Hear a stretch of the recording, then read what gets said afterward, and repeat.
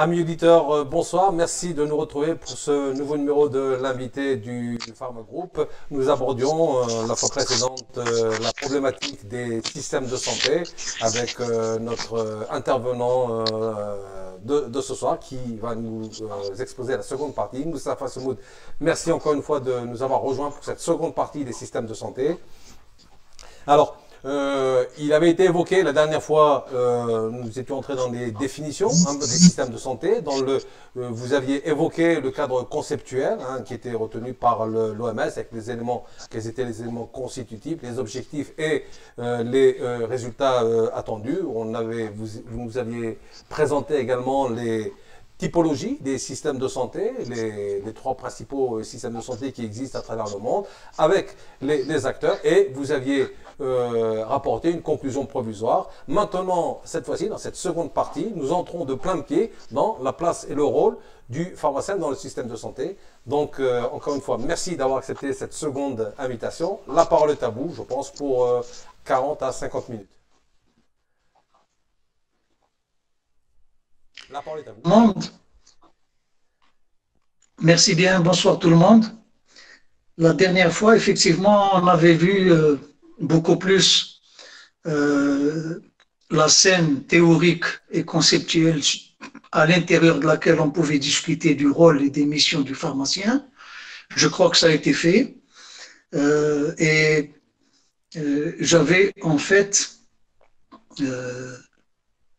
voulu uniquement préciser que chez nous, et c'est la question qu'on se pose, on a beaucoup plus affaire à plusieurs systèmes de soins qui des fois sont parallèles, mais on n'arrive pas encore à visualiser conceptuellement le système de santé nationale. Mais ça, bon, c'est un débat qu'on laissera pour plus tard. Ce qui nous intéresse aujourd'hui, c'est essayer maintenant de voir quelle est la place et le rôle, et surtout la mission du pharmacien d'officine à l'intérieur du système de soins ou du système de santé. Et ce que je vous suggère aujourd'hui, c'est bien entendu parler du pharmacien d'officine dans le cadre d'une réflexion globale, et ce cadre méthodologique, ça va être la politique pharmaceutique nationale. On ne peut pas parler de pharmacien si on ne parle pas de la politique pharmaceutique.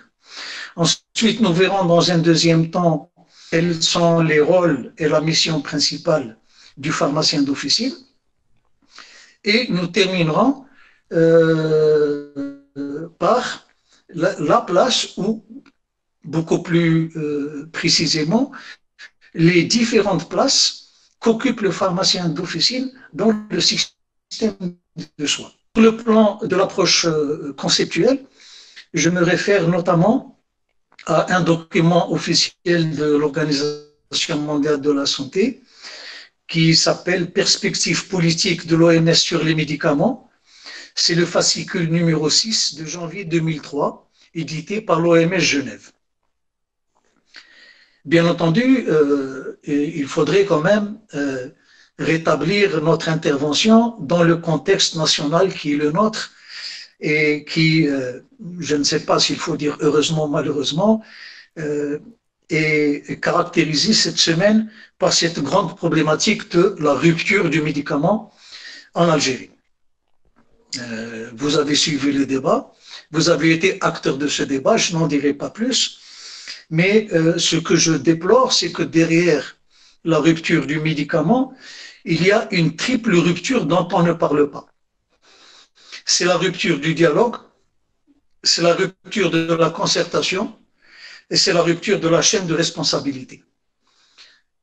Il faudrait peut-être qu'un jour ou l'autre, le ministère de la Santé euh, décide, parce qu'il faut qu'il décide de parler de pharmacie en faisant associer les pharmaciens.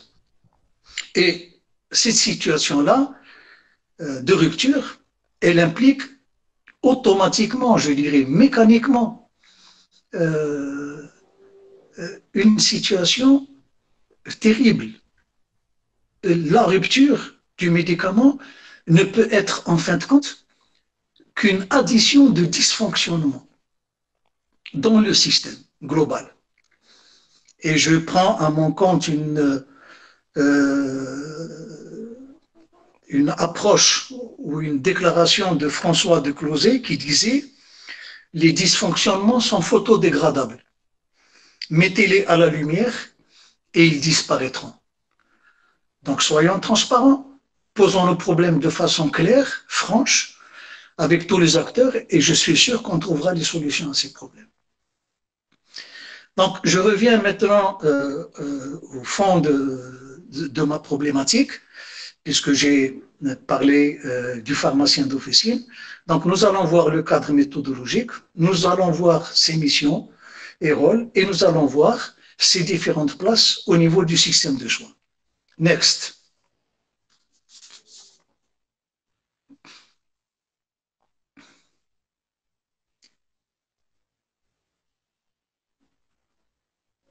Lorsqu'on parle de politique pharmaceutique nationale, comme étant un préalable à n'importe quelle réflexion sur l'activité pharmaceutique, nous parlons d'une politique pharmaceutique nationale telle que conçue et validée et déclarée par l'Organisation mondiale de la santé. La politique nationale et la politique pharmaceutique nationale, c'est quoi en fait? La politique pharmaceutique nationale est perçue comme étant une finalité qui va faire progresser l'équité et renforcer la viabilité du secteur pharmaceutique. Donc, c'est une garantie qu'on donne pour tous les médicaments. Et la politique pharmaceutique nationale, en fait, elle repose sur 3 grands axes. C'est d'abord garantir un accès aux médicaments. Et cet accès, il y a plusieurs niveaux. Donc, c'est tout le processus d'approvisionnement. L'accès, c'est une disponibilité physique. L'accès, c'est aussi une accessibilité économique, équitable. Et d'abord et avant tout pour les médicaments dits essentiels selon la définition de l'OMS.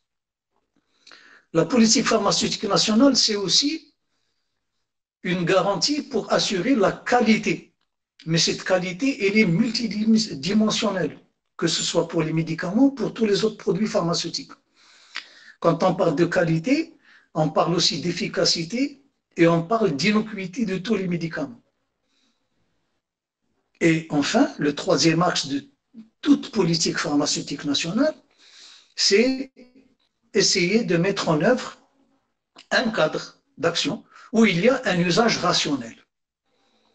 L'usage rationnel du médicament renvoie à un plan thérapeutique, il renvoie à un plan économique, c'est une rationalité dans la thérapie, c'est une rationalité dans le coût, dans l'économie, et c'est aussi une responsabilité parce que c'est un moment fort où il y a un véritable lien et un véritable débat entre les différents acteurs du système de santé et le consommateur qui est le patient.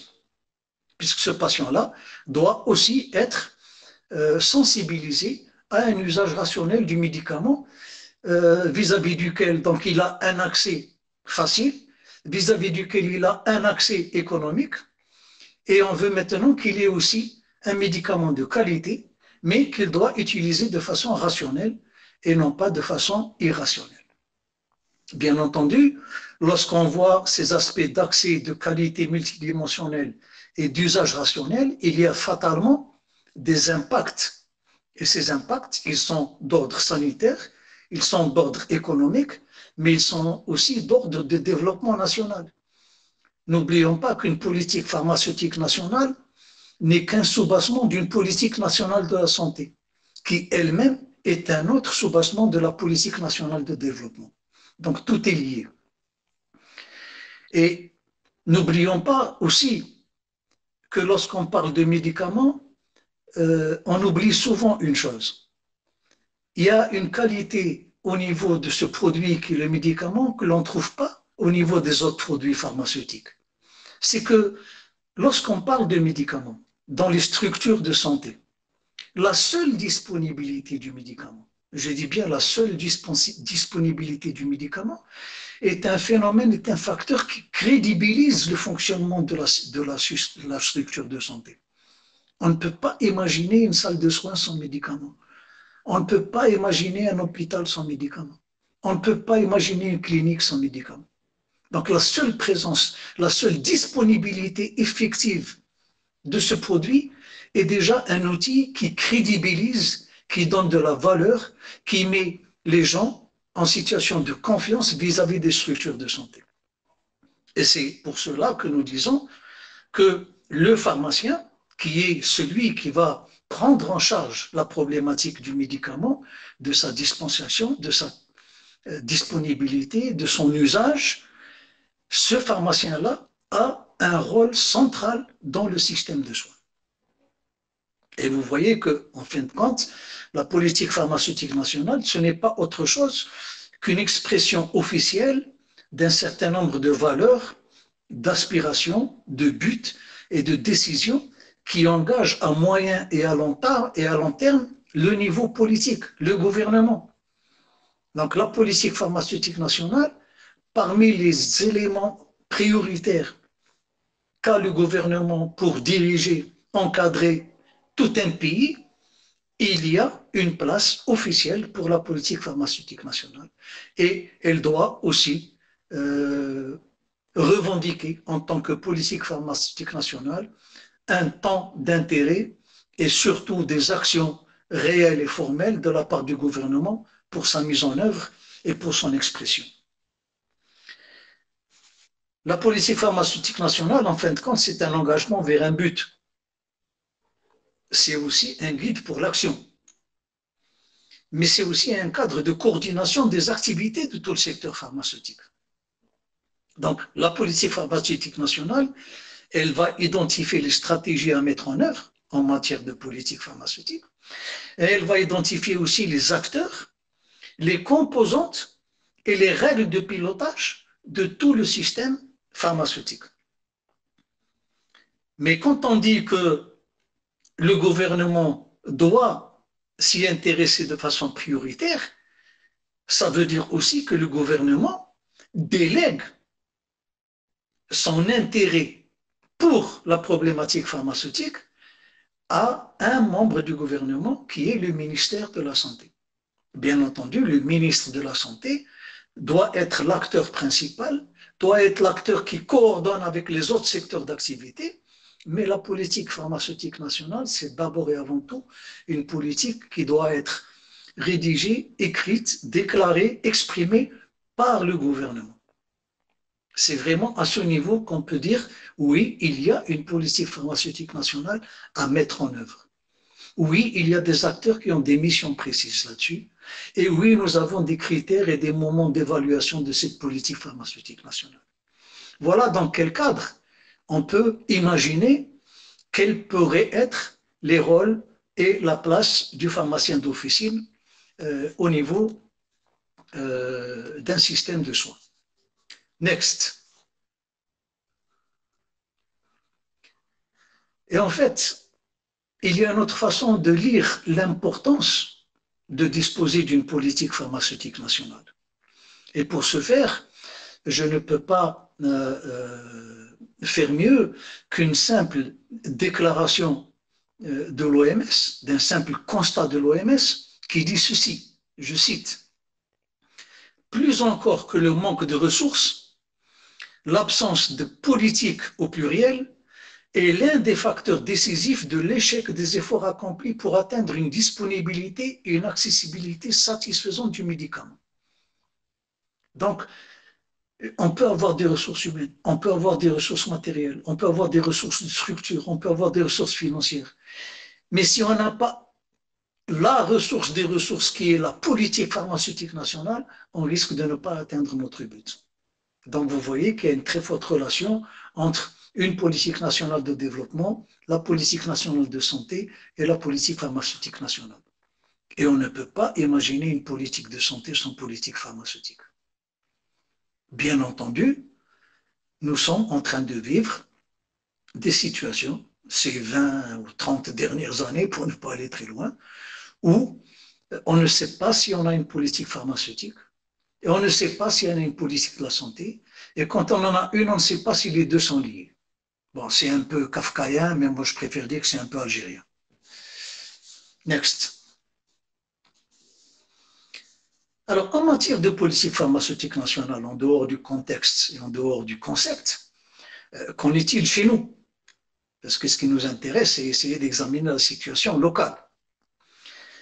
Alors, bien entendu, dans les déclarations officielles, dans les discours, dans les interventions publiques, bien entendu, les responsables se réfèrent à une politique pharmaceutique nationale selon l'approche de l'OMS. Donc là, au moins, si vous voulez, il y a le respect de la forme. Donc, dans le discours officiel, oui, on parle de politique pharmaceutique nationale. J'aimerais même peut-être préciser une chose, et je me réfère notamment à la présentation de l'ancien directeur général de la pharmacie et des équipements médicaux, qui, dans une déclaration officielle, dans une présentation officielle sur la politique du médicament en Algérie, état des lieux et perspectives, qui s'est tenu à Alger en janvier 2014, a bien dit politique du médicament et non pas politique pharmaceutique. Donc c'est déjà quelque chose d'un peu plus restreint. Un peu plus restreint. Le problème chez nous, c'est qu'en dehors de la déclaration officielle, on peut constater une chose. Il n'y a aucune publication formelle d'un document officiel qui porte sur la politique pharmaceutique nationale. Donc pour le moment, ce sont des déclarations verbales. À la limite, je dirais que ce sont des déclarations de bonnes intentions. Même lorsque ces déclarations de bonnes intentions contiennent des calendriers, contiennent des citations d'évaluation périodique, etc., etc. Mais sur le terrain, sauf si je me trompe, et je prends le pari de dire que je ne me trompe pas, nous n'avons pas en Algérie un document officiel actualisé en 2015 ou en 2016 ou en 2017 ou en 2018 portant sur politique pharmaceutique nationale en Algérie. Ces objectifs de cette politique, le calendrier de mise en œuvre de ces actions, quels sont les acteurs concernés, quelles sont les dates d'évaluation et quels sont les résultats qu'on a obtenus. On n'a pas. En dehors de la déclaration de bonne intention, on n'a pas. D'ailleurs, c'est très simple. C'est que jusqu'à présent, un certain nombre de déclarations ont été faites et rien sur le terrain n'a été perçu ou annoncé. Next. Prenons un exemple. Sur les 4 dernières années, on a annoncé la finalisation du cahier de charges relatif aux grossistes distributeurs. Je prends un point comme ça au hasard. Deuxième point, le renforcement quantitatif et qualitatif des ressources humaines du secteur santé et mise en place des plans de formation. Troisième point, toujours dans cette déclaration de bonnes intentions, d'il y a 4 ans, renforcement de l'approvisionnement et lutte contre les ruptures de stock par la mise en place de mécanismes d'alerte et de suivi. Bon, là, je marque un point pour revenir, s'il vous plaît, à ce qui se passe chez nous. Ça fait 4 ans qu'on nous dit qu'on va mettre en place un système de renforcement de l'approvisionnement pour éviter les ruptures.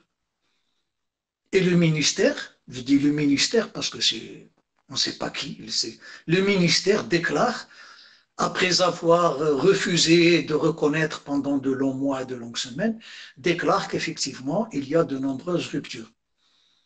Et il déclare aussi, à la limite, toute honte bue, que ces ruptures sont là parce que, quelque part, le système ne fonctionne pas. Mais qui est-ce qui pilote le système? Prenons un autre exemple. Il y a 4 ans, on a parlé du renforcement quantitatif et qualitatif des ressources humaines du secteur. Eh bien, Parlons des ressources humaines du secteur.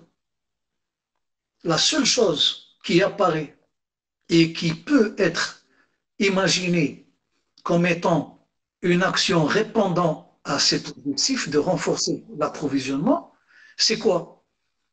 C'est le fait que dans la nouvelle loi de la santé, on parle de pharmaciens assistants. Mais il faut savoir pourquoi on a mis en œuvre ce dispositif de pharmacien assistant. Pour ma part, c'est une hypothèse que je formule et que je suis prêt à défendre. Pour ma part, cette situation-là, elle ne fait qu'exprimer l'incohérence totale et le manque total de planification dans la formation des ressources humaines. Et là, je parle de la formation des pharmaciens. Donc pour moi, c'est une simple astuce pour cacher l'aberration de la planification dans la formation des pharmaciens. Prenons des chiffres qui ne sont pas les miens, qui sont ceux de l'autorité officielle donc du ministère de la Santé. Et c'est le document qui me fait dire ça, c'est le document portant l'intitulé suivant, Plan de développement du secteur de la santé, période 2009-2013. Alors, donnez-moi quelques secondes parce que les chiffres sont vraiment effarants. Dans ce document officiel, on dit que en 2007, ça c'est les chiffres officiels du ministère. En 2007, nous avons en Algérie un pharmacien pour 6134 habitants. Quelles sont les prévisions dans le même document? Prévision 2010, un pharmacien pour 3190 habitants. Prévision 2015, un pharmacien pour 2200 habitants. Prévision 2020, un pharmacien pour 850 habitants. Donc moi je pose uniquement une question. Est-ce qu'il n'y a pas une confusion entre pharmacie et épicerie de quartier? Comment voulez-vous qu'un pharmacien d'officine tienne le coup économiquement, financièrement, mentalement, moralement, lorsqu'il sait qu'il peut couvrir un maximum de 850 habitants?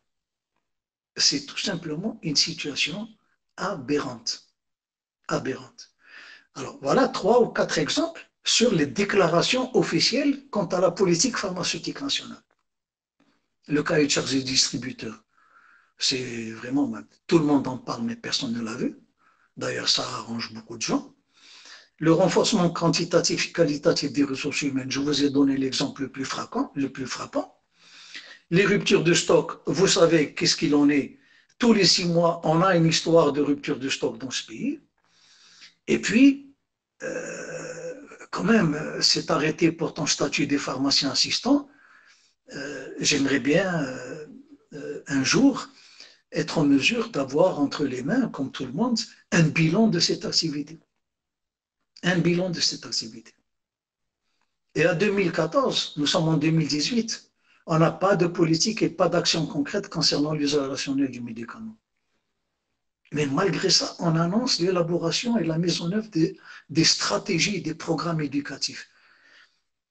Je ne sais même pas ce que ça veut dire et à la limite, ce n'est pas intéressant.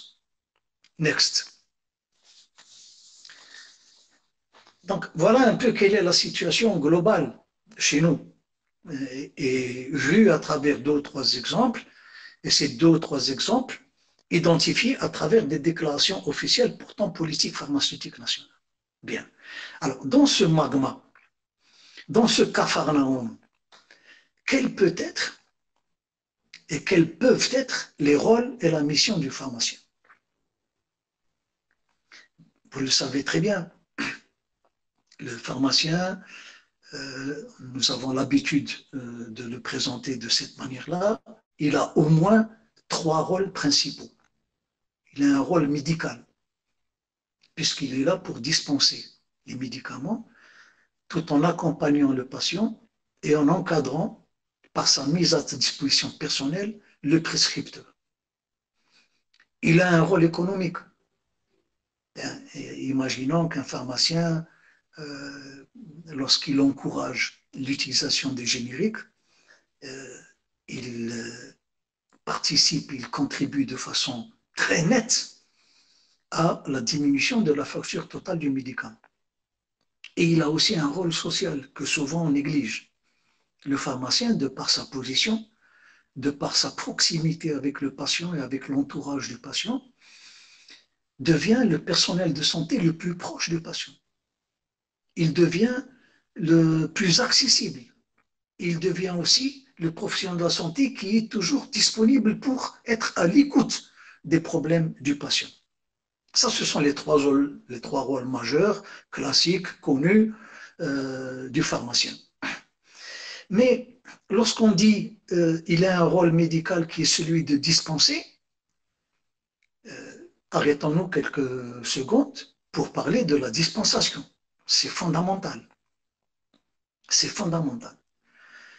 J'aimerais juste vous rappeler ce que les pharmaciens savent mieux que moi n'étant pas pharmacien, mais j'ai trouvé dans un texte de loi d'autres pays que le nôtre une définition de la dispensation, parce qu'il faut une définition de la dispensation. Lisons-la, ça prend 10 secondes. La dispensation, c'est un acte pharmaceutique qui consiste en la délivrance d'un médicament ou tout autre produit pharmaceutique non médicamenteux, mais délivrance associée à l'analyse de l'ordonnance ou de la commande les concernant. Elle est associée à la mise à disposition du public des informations nécessaires au bon usage des médicaments et autres produits pharmaceutiques, ainsi que les actes liés au conseil préventif, à l'éducation pour la santé et le conseil lié à l'utilisation des médicaments dont la dispensation n'est pas légalement soumise à la nécessité de fournir une ordonnance. La définition est un peu longue, je l'admets, mais elle me semble très intéressante à garder à l'esprit. La dispensation, c'est un acte global complet. Et lorsqu'on compare cette formule de dispensation et qu'on la compare à un autre geste qui est la délivrance du médicament, moi je conclus de la manière suivante.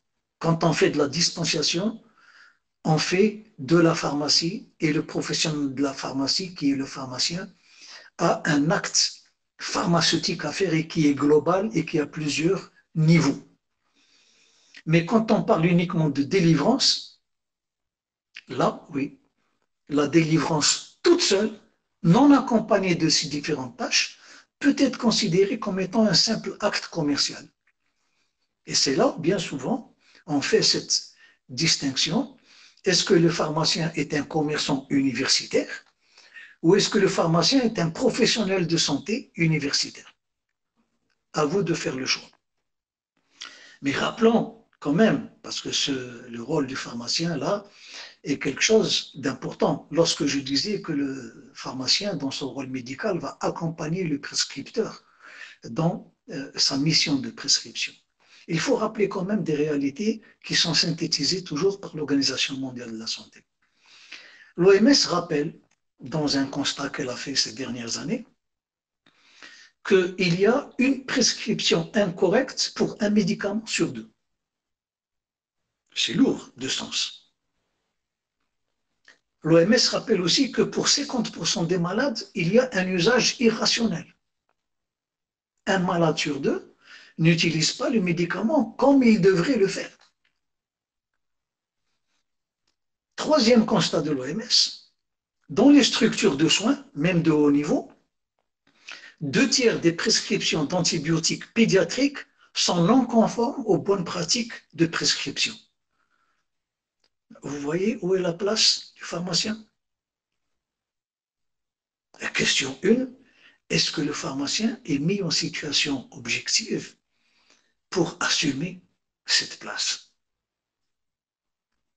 Lorsqu'on sait qu'on a un malade sur 2 qui prend mal ses médicaments, lorsqu'on sait qu'on a un prescripteur sur 2 qui peut se tromper, et lorsqu'on sait que même au niveau des prescriptions de spécialité, il y a des problèmes qui se posent. Donc nous sommes quand même très loin du petit pharmacien universitaire commerçant. Mais nous sommes là vraiment en train de dire, mais où est le professionnel de la santé qui s'appelle pharmacien et qui peut régler un certain nombre de problèmes. Next. À partir de là, on peut se poser la question, mais quelle est la place du pharmacien? Et la place du pharmacien, elle est évidente. La place du pharmacien, c'est quoi le pharmacie? La pharmacie, c'est la porte dorée pour accéder au système de soins. Oui. Et le système de soins, grâce aux officines, il a au moins 11 000 portes d'accès. Et le pharmacien dans tout ça, c'est celui qui montre qu'il a une disponibilité la plus forte sur le plan de la quotidienneté. Et c'est quoi l'officine? L'officine, c'est un lieu de soins où l'accessibilité ne pose aucune espèce de condition, ni de rendez-vous, ni de piston. Pour aller dans un hôpital, je suis désolé, ou bien on fait la chaîne pendant 3 jours, ou bien il faut être pistonné. Quand on va dans une pharmacie, eh ben, on est toujours reçu. Et il y a toujours du temps pour nous écouter. Et puis la place du pharmacien, c'est aussi une place qui est presque unique en son genre parmi les professionnels de la santé. Parce que sa proximité vis-à-vis du patient fait qu'il connaît non seulement le patient, mais il connaît aussi son contexte familial, il connaît son contexte socio-économique et il connaît l'historique de la médication de ce patient. Donc il est vraiment là où il faut être pour essayer d'encadrer au maximum possible ce patient-là. Voilà la place du pharmacien, voilà la place de la pharmacie d'officine dans le système de soins. C'est une place qui est incomparable, qui est inimitable et qui est la plus facile d'accès. Next. La place du pharmacien peut être vue aussi d'une autre manière. Et on l'avait dit tout à l'heure, quand on avait dit que parmi les 3 rôles du pharmacien, il y a un rôle économique. Alors, imaginons une situation très claire. C'est que là, le pharmacien, à partir de sa place de professionnel de la santé dans le système de soins, va aussi aider l'ensemble du système à faire un certain nombre d'économies. Prenons une hypothèse très simple, pour ne pas dire simpliste, mais qui est une hypothèse réaliste et réalisable. C'est l'hypothèse suivante. Je mets un pharmacien d'officine dans les meilleures dispositions possibles pour qu'il puisse réaliser une addition de 3 éléments précis. Une bonne dispensation, à travers peut-être un droit de substitution et avec un usage rationnel du médicament pour tous ceux qui l'écoutent et tous ceux qui le constatent. S'il arrive à mettre en place ces 3 missions qui ont les siennes, il fait faire une économie minimum de 5% sur la facture du médicament. Vous me direz comment? On va donner des chiffres. On sait très bien que le médicament tourne plus ou moins autour de 3 milliards de dollars. Et n'oublions pas que 85% des 3 milliards de dollars passent par le circuit officinal. Les 15%, c'est par le circuit hospitalier.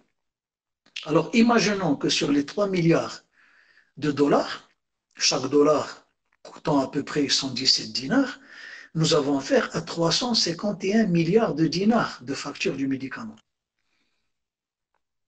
En officine, ça représente près de 300 milliards de dinars de médicaments qui circulent chaque année. Eh bien, si les officines font 5% d'économie, ben ça veut dire quoi? Ça veut dire que chaque année, pour chaque officine, il y a au moins une économie d'1,4 million de dinars. Ça vaut quand même le coup de dire au pharmacien, tiens, un statut intéressant, il faut qu'on te mette en place un certain nombre de conditions pour que tu puisses t'exprimer. Et au total, les gens seront mieux traités, les gens seront plus accompagnés dans leur traitement et le pays fera chaque année une économie qui se calcule en centaines de milliards de dinars. Voilà quelle est aussi la place du pharmacien. Il a un rôle fondamental à jouer. Bien entendu, bien entendu, il y a beaucoup d'espoirs qui ont été formulés, notamment à travers la promulgation de la nouvelle loi sur la santé. Mais vu tous les enjeux qu'il y a au niveau de la profession de pharmacien d'officine, pharmacien hospitalier, pharmacien clinicien, est-ce qu'il est raisonnable de nous satisfaire de quelques articles pour encadrer cette immense profession? Il serait peut-être intéressant, en tout cas c'est un vœu que je formule en tant que simple citoyen et en tant que simple patient, il serait intéressant de voir les pays méditerranéens et de se demander s'il n'est pas temps pour nous, avec toutes les compétences et les capacités que nous avons, je fais référence notamment au Conseil de l'Ordre des pharmaciens et à sa tête, le professeur Ben Bahmed, que je salue au passage, on pourrait peut-être aller vers la mise en place d'un code de la pharmacie et du médicament qui viendrait à la fois enrichir la loi sur la santé, mais qui viendrait aussi mieux encadrer, mieux évaluer et mieux promouvoir cette profession pharmaceutique. Là, c'est une décision politique à prendre avec les acteurs opérationnels du terrain, le Conseil de l'Ordre, le SNAPO, etc. Imaginons qu'on puisse dire, oui, on a besoin d'un code de la pharmacie du médicament. Nous sommes persuadés, avec un certain nombre d'amis qui s'intéressent à cette problématique, que la simple initiative de la mise en place de ce code de la pharmacie du médicament sera déjà considérée comme étant une énorme opération de nettoyage et d'assainissement du cadre professionnel de la pharmacie en Algérie. Next. Alors vous me direz pourquoi ces situations? Parce qu'elle n'est pas très brillante. Hein. On a vu une politique sans évaluations, des objectifs qu'on a installés mais qu'on a oubliés au passage. Et tout ça, finalement, c'est quoi? C'est pourquoi? Ben, moi, je formule une hypothèse.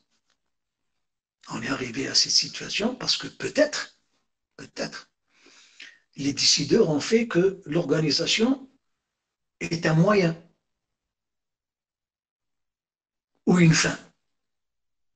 Ici, on a un exemple où l'organisation devient une fin. Voilà, on a mis en place une organisation, on se lave les mains, ça y est, le problème est réglé. Ça ne vous rappelle rien, ça? Ça fait 10 ans qu'on a dit on va mettre en place une agence nationale des produits pharmaceutiques. On a attendu qu'elle, vraiment, un accouchement en forceps, c'est incroyable, 10 ans pour être mise en place. Et qu'est-ce que ça a changé? Parce que l'organisation ici est perçue comme étant une fin. Non, elle doit être perçue comme étant un moyen. Je ne mets pas en doute la volonté de se doter d'une politique pharmaceutique nationale.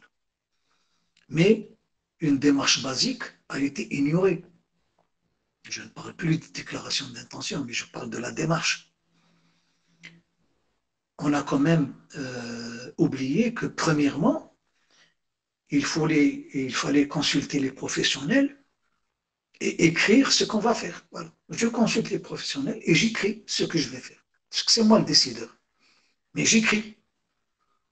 C'est-à-dire quand même, je me mets face à une situation où les gens peuvent me dire demain, oui, mais ce n'est pas exactement ce qui a été écrit. Mais une fois qu'on a écrit ce qu'on va faire, deuxièmement, il faut faire ce qu'on a écrit. Et quand on a fait ce qu'on a écrit, il faut non seulement informer de ce que l'on a fait, mais aussi communiquer l'évaluation de ce qui a été fait. Et c'est comme ça qu'on avance. Mais si on met en place une organisation pour dire on a une organisation, bon, ben c'est très bien, on a une organisation, ok, parfait, très bien. Hein? On a une constitution, bon, très bien, parfait. Et puis après, si il y a 40 articles de la constitution qui renvoient à une loi, et cette loi, 2 ans, 3 ans, 4 ans après la promulgation de la constitution, n'est pas rédigée, n'est pas prête. Ça me sert à quoi de me dire oui, la constitution me donne une liberté d'expression? Donc là, on est dans la même situation. On avance une déclaration, on promet sur tout ce que vous voulez qu'on va le faire, mais on n'écrit pas ce qu'on va faire. Comme ça, pas de traces. Pas de traces. Et ça tombe bien parce qu'en matière de communication, vous le savez très bien, euh, n'importe quel individu, que ce soit d'ailleurs un politique, on peut parler d'un responsable d'entreprise, on peut parler d'un simple commerçant, on peut parler d'un père de famille, lorsqu'il est face à la presse et que la presse lui dit quelque chose, à partir du moment où il n'a pas écrit ce qu'il a dit, ben, son moyen de défense est facile. Il dit non, non, la presse a mal interprété mes propos. On est en train de faire des leçons de vocabulaire ou en train de faire de la politique. Alors, écrivons ce que nous allons faire, faisons ce qu'on a écrit et disons ce qu'on a fait et évaluons ce qu'on a fait. Tout le monde se portera très bien. Je dis bien, tout le monde se portera très bien, y compris et avant tout le pharmacien, qui est le personnage central auquel je m'intéresse à travers cette communication. Next. Alors, on a vu quelles étaient les différentes places du pharmacien, on a vu quelle était sa mission principale, on a vu quels étaient ses 3 rôles. Mais si je venais à conclure maintenant, parce qu'il va falloir conclure, il y a déjà des questions qu'il faut se poser, même dans la conclusion. La première question que je me pose, c'est est-ce qu'il est possible d'avoir une pharmacie sans le pharmacien? Alors, vous allez me dire que je fais dans la provoque. Ah, pas du tout.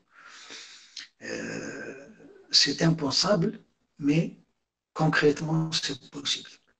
Regardons ce qui se passe dans un certain nombre de pays qui nous entourent.